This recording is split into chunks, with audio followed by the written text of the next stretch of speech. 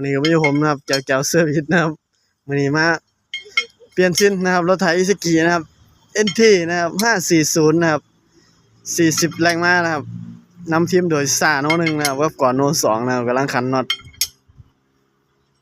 ล็อกล้อหลังนะครับออกมาเปลี่ยนชิ้นล้อหลังนะครับตัวนี้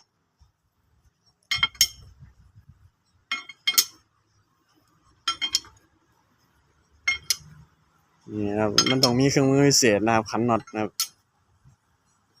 ผู้ใดสิไปเปลี่ยนเองนะครับ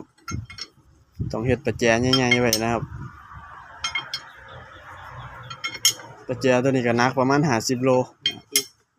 ใส่สาระที่ยกขึ้นหนัก50 โลโอ้มันหน่อยเนี่ยไหนดิ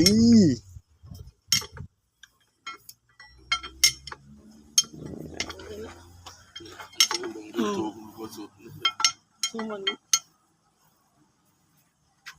นเบิ่งบ่สุดเฮ็ดบ่สุดซุ่มไปเสียให้ลูกเบิ่งว่าไงบันไดดิ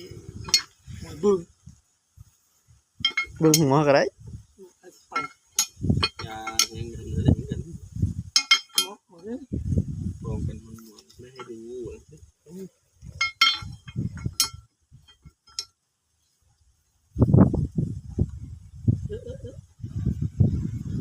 ตัด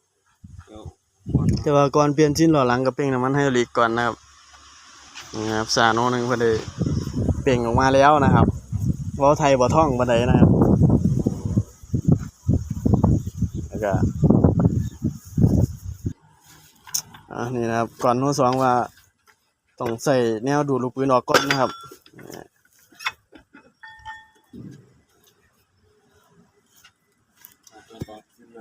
มาแล้วนะครับเผานี่นะครับชิ้นล้อหลังจะอยู่ตัวนี้นะครับ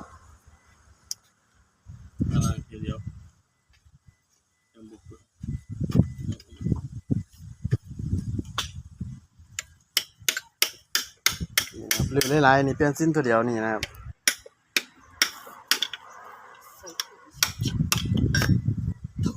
นี่นะครับออกมาแล้วนะครับออกมาแล้วนะครับออกมาแล้วพูดเลยหัวเลยถึกมือแล้ว